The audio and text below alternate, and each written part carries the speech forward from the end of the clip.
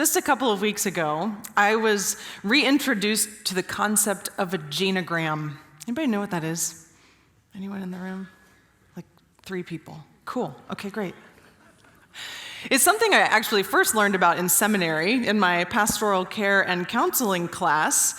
I even completed a genogram of my own, but then I sort of just tucked that particular gem of knowledge away, and it got buried under many things.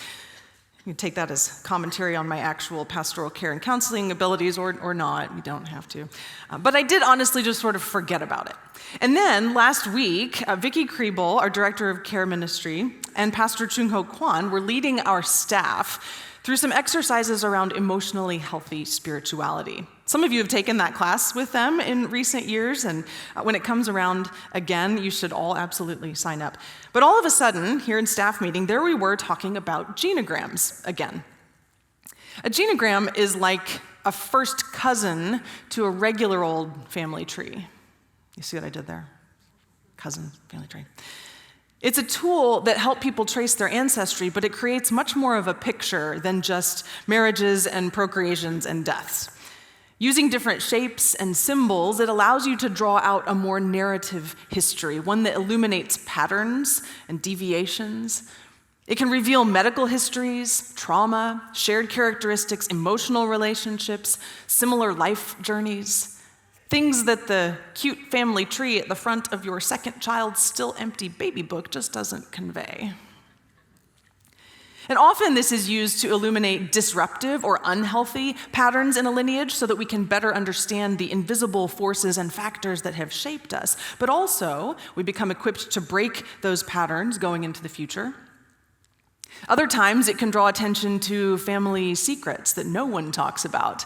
But once you put it on paper and you see maybe the addictive pattern running through the generations, it sure would be helpful to bring that into the light now before your middle schooler heads off to high school, right?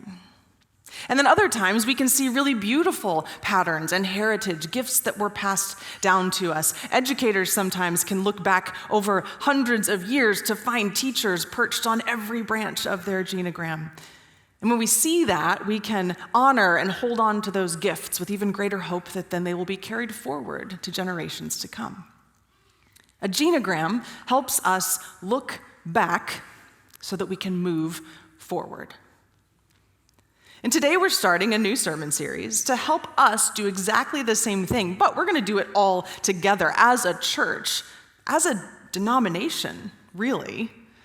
We're going to spend the next several weeks looking back at our history and our heritage as United Methodists so that we can see those pieces, those values that really make us who we are as we look ahead into a future of possibilities for a denomination that's going through a lot of transition. Where is it that we are rooted? Now, some of you have been United Methodist your whole life. This is the flavor of Christianity that has shaped you since the day you were born. Some of you used to be Catholic, but you married a Baptist, and so now you're both Methodist because I had a little bit of both worlds. Are you those in the room? Some of you are Googling right now on your phone, what is a United Methodist? Is this a cult? I can see you. Don't hide. But you found a spiritual home here, and you don't really care what labels we put on it. And then others of you might be brand new here today and very confused about all the words coming out of my mouth right now. But everybody hang in there. I really do think we're going to have some fun in this series. We'll learn some church history together, but I'll try not to get too boring. These things matter to you because you are here. You're participating in a United Methodist community of faith. And we as Methodists have distinctive things about our heritage that are pretty amazing. And as we look back to remember them, we can connect our origins to our future. Now, to summarize briefly, for those of you who do not subscribe to daily United Methodist news updates, the United Methodist Church has been in a bit of turmoil the last few years, primarily over our understanding and practices of human sexuality. And we at Platt Woods have dived into these conversations over the last 2 years, and we have recordings and resources if you'd like to learn more. But suffice it to say for now that we're in a season when some United Methodist churches have chosen or are choosing to disaffiliate, to relinquish the United Methodist name and connection and become something else. And many are calling this a split of the denomination. In reality, it's more of a splintering. It's not in half, it's just a splintering. And as an aside, this is not the first time this has happened in Methodist history.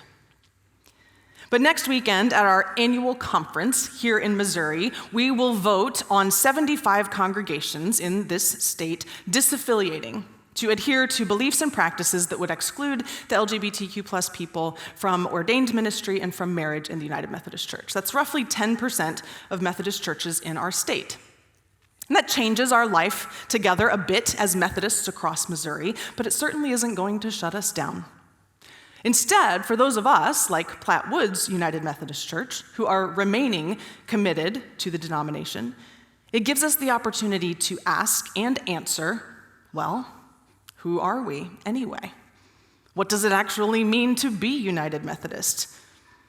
Any major change or crisis or turmoil presents an opportunity for clarity, to remember and reclaim and remind one another of the things that make us distinct, the reason that it matters that we stay United Methodist and lead a denomination into its future. So today we'll begin with what is perhaps the most distinctive characteristic of Methodists the world over, and that is disciple making. From the very beginning, Methodists have had a very particular way of shaping people in our journey of following Jesus. And that way of formation can be summed up as personal piety and social holiness.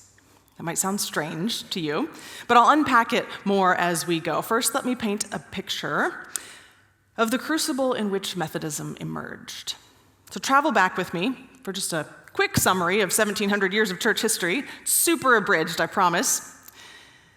The church is the church. It's one church, basically from the time of the apostles to the year 1054. So roughly 1,000 years is one church. And then you get the Great Schism. So now we have the Catholic Church, primarily in the West, and the Orthodox Church, primarily in the East. Our lineage is traced to the Catholic Church, so I'm going to stick with that half of the story. So jump ahead another 500 years, and there are rumblings within the Catholic Church.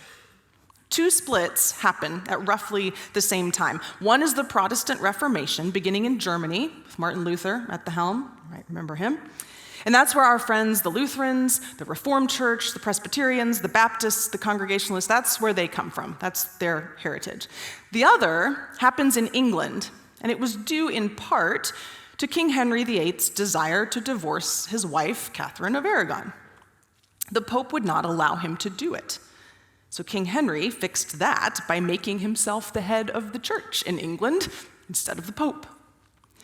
Thus, the Church of England, or the Anglican Church, was born, and that is the Methodist side of the tree. That's where we're connected. The Church of England was, of course, the church of the state. The king was both the head of the country and of the church. So participation in a church community was just part of what you did, part of being a good citizen. But about 100 years into this experiment, some critiques began to arise. As you might imagine, some monarchs and heads of state varied widely in their moral scruples. And when those same individuals are charged with the spiritual leadership of the nation, people get a little confused and maybe even apathetic. As one writer puts it, the church in the late 1600s in England was marked by a spiritual lethargy and a moral laxity.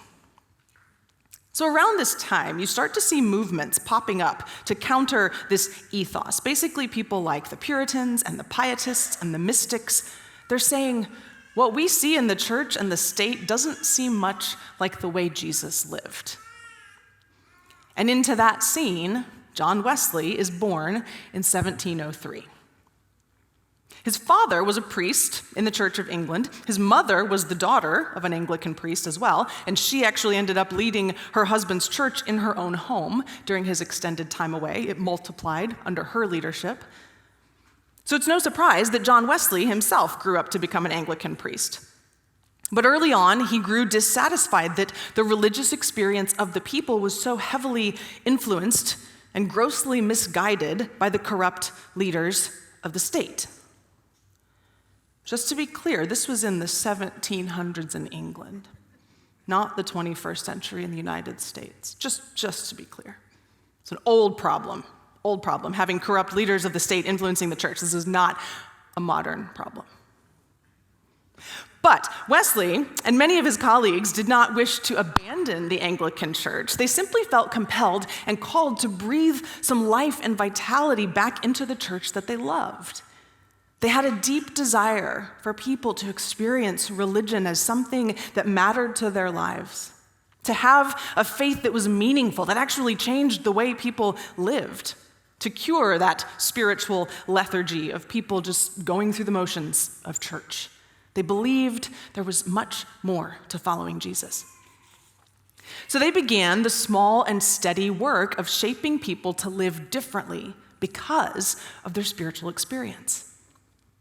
They picked up on the language of the Apostle Paul in his letter to Titus. He uses a phrase, peculiar people, and they picked up on this in the early part of this movement. In Titus chapter 2, the grace of God has appeared, bringing salvation to all people. It educates us so that we can live sensible, ethical, and godly lives right now by rejecting ungodly lives and the desires of this world. At the same time, we wait for the blessed hope and the glorious appearance of our great God and Savior, Jesus Christ. He gave himself for us in order to rescue us from every kind of lawless behavior and cleanse a special, or peculiar, is what the King James reads, peculiar people for himself, who are eager to do good actions. If disciples of Jesus are meant to live peculiarly in the world, in the first century, in the 18th century, now, what do religious people need to do differently? That was Wesley's question, and it's the root of how Methodism came to be. From the beginning, Methodism wasn't meant to become a church in and of itself. It was a movement to reinvigorate Christians who found themselves in a spiritually dead religious institution. This is also an exclusively 18th century problem. There are no dead religious institutions now. It's completely irrelevant to our modern times. I think this is a really important piece of our heritage for us to hold on to. Methodism was a movement. It was the flame of the Spirit igniting a spiritually lethargic people back into a fire.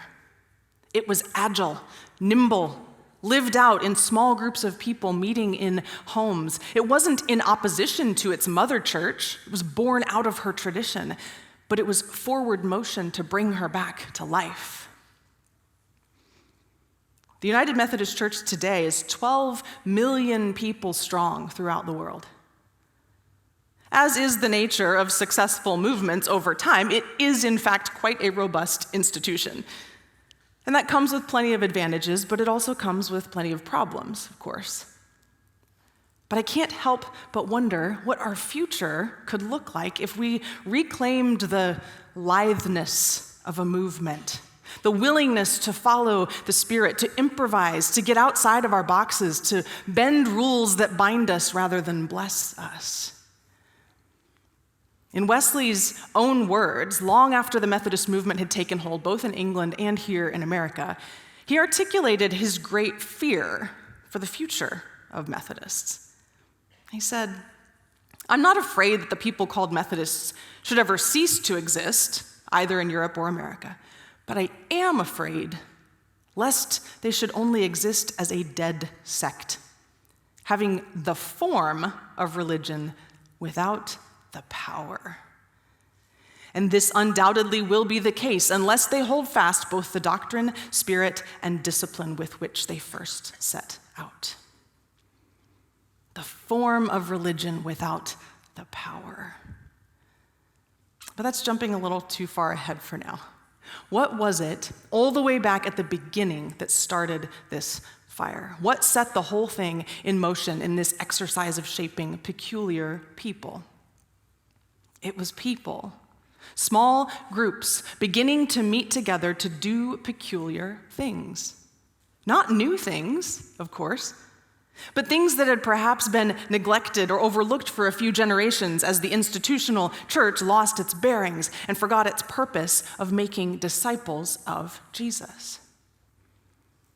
This movement wasn't first and foremost based in a belief or in a confession of faith. It wasn't a commitment to a set of doctrines.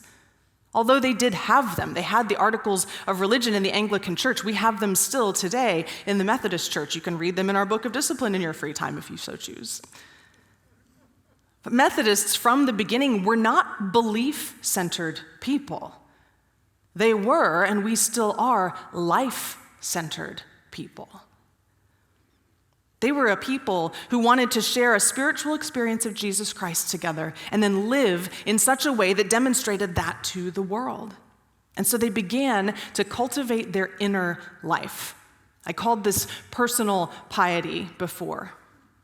What are the ways that I can encounter the presence of God, the truth of Jesus, the power of the Holy Spirit in my daily life? And then, what difference does that make in my outward life? That's the part that we call social holiness. The love and the grace of God did something within me, and that doesn't just stay here. It changes how I show up and what I do in the world. That love and grace manifests through us and starts to shape society around us, social holiness.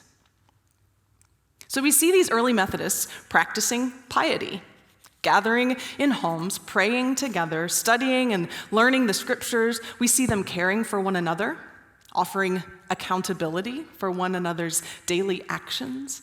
In fact, this is interesting. Here's a list of the questions that these groups would face. They would ask each other as they gathered together. Here we go.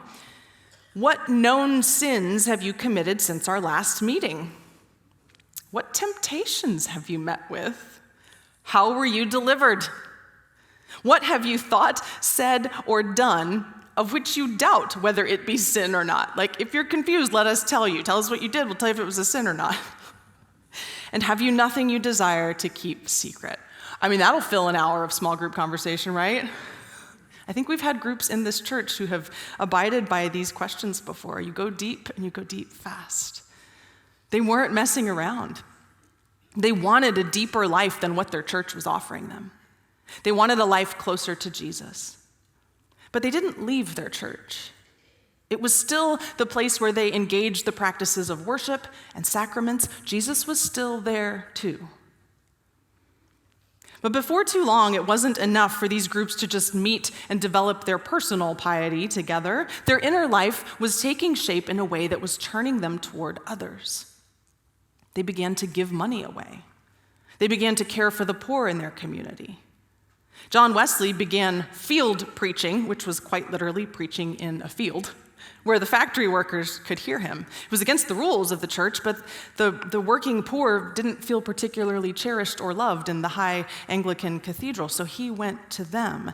Methodists began advocating for better labor laws and against slavery in Britain. They set up clinics to provide health care for the poor. They gave money to release the debtors in the poorhouse. The inner movement began to have outward momentum. What was personal became social. And these early Methodists make me think immediately of the early church in the book of Acts. The end of Acts chapter 2 is where Pastor Matt ended his sermon last week on Pentecost with the disciples setting in motion the practices of Christian community. They issued the blueprint for what it looked like to be a body of disciples following Jesus after Jesus was no longer with them. The believers devoted themselves to the apostles' teaching, to the community, to their shared meals, and to their prayers. A sense of awe came over everyone. God performed many wonders and signs through the apostles. All the believers were united and shared everything. They would sell pieces of property and possessions and distribute the proceeds to everyone who needed them. Every day, they met together in the temple and ate in their homes. They shared food with gladness and simplicity. They praised God and demonstrated God's goodness to everyone. The pattern we see, both in Acts and in early Methodism, is this distinctive inseparability of personal piety and social holiness. The spiritual practices of holiness within us and the outpouring they bring to produce holiness and wholeness in the world. This is the kind of peculiar people they wanted to be. It's the kind of peculiar person I want to be still. This distinctive may be in the top 3 reasons that I am a United Methodist, because this isn't an either-or disciple. It's not merely a personal faith that makes me feel really good inside or gives me deep knowledge or insight about Jesus. And it's not just social action that's grounded in my own passion or energy or principles, which will ultimately burn out without a spiritual source. It's both of those things. They breathe together and become a cycle. What God is up to in my heart spills out into my life and the world, and what God is up to in the world becomes a spiritual experience in our hearts, and it begins again. The goal of the early Methodists was to find a holiness of heart and life. And while that pursuit may have been holy, it wasn't always easy. The world doesn't always look kindly on peculiar people. When our lives start to look more like Jesus' life, well, consider how things went for him. In 1745, as the Methodist movement was gaining traction in Britain, Wesley observed the difficulties that people would face in persisting in this life of personal and social holiness. He wrote a short essay called Advice to the People, called Methodists. And there's a great podcast on this advice. I'll share it in our social media this week for you to listen to. But I'll end today with some reflections on his advice as we hear it again, even today in our own context. His 5 points were: consider with deep and frequent attention the peculiar circumstances wherein you stand. 2, do not imagine you can avoid giving offense. 3, ask yourself, can you depend on God? 4, keep to the path you tread. And 5, don't talk much of what you suffer. So number 1, consider the peculiar circumstances wherein you stand. Namely, he's reminding them that they are a new people trying to do a new thing. They are caught up in a web of church and state and tradition and politics, but they are trying to live differently and change both the church and the world from the inside out. And remembering that peculiar situation allows us to keep our bearings, our sense of purpose, as things get difficult. I'm going to skip number 2 for a minute and come back to it. Number 3, can you depend on God? That's a simple enough question for any of us trying to do impossible things. Is God God? Do I believe it?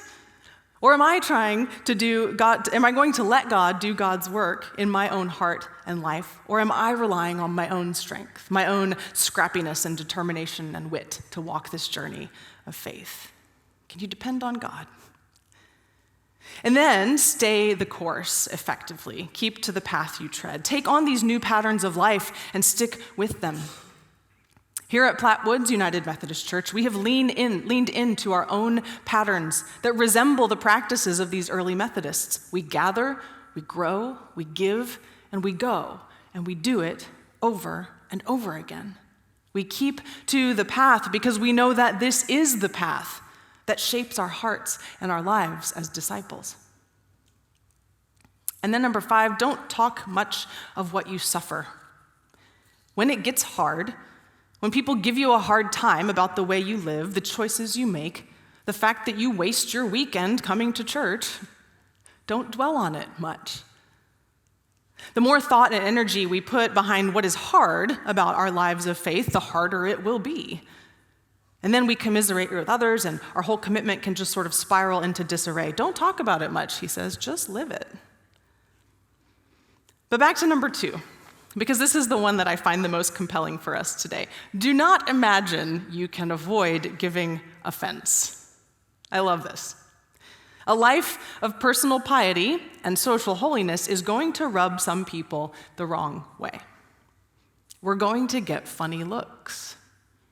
We'll get unsolicited critique and opinions, and oddly, that's how we know we're doing something right. Some of the examples that Wesley gives are that people who swear will find it offensive that you don't. People who get drunk all the time will find it offensive that you drink in moderation. People who don't observe the Sabbath will find it offensive that you do. But most offensive, he says, is the fact that you are united together. The world will lose its mind to see people who hold vastly different opinions from one another, from different backgrounds, different political leanings, and socioeconomic classes, sharing in prayer and service and charity together. In a world that feeds off of binary division, our capacity to live and love alike will drive it mad. It will bring offense. I can't help but wonder what an exciting future Methodism might yet have if we reclaimed a bit of this offense giving. If what God was doing in here and between us and among us took hold out there. What if we offended people by proclaiming that God loved even the people they hate? What if we offended people by giving away so much of our own money that it just seemed stupid? What if we offended people by just doing nothing sometimes because God commanded us to rest? What if we offended people by advocating for just causes that bring equity to our whole community? What if we offended people by loving one another past our differences?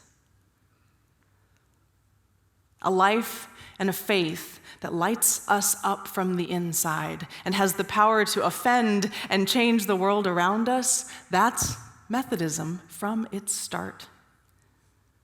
It's a Methodism I love. And that's a Methodism that I hope challenges and inspires you too. Let's close by praying together. These are words from Wesley's covenant prayer, a prayer that he wrote himself. The words will be on the screen. I'll invite you to join together with me. I am no longer my own, but yours. Put me to what you will. Rank me with whom you will. Put me to doing. Put me to suffering. Let me be employed for you or brought low for you. Exalted for you, or brought low for you. Let me be full, let me be empty. Let me have all things, let me have nothing. I freely and wholeheartedly yield all things to thy pleasure and disposal. And now, glorious and blessed God, Father, Son, and Holy Spirit, you are mine and I am yours. So be it. And let the covenant now made on earth, let it be ratified in heaven. Amen.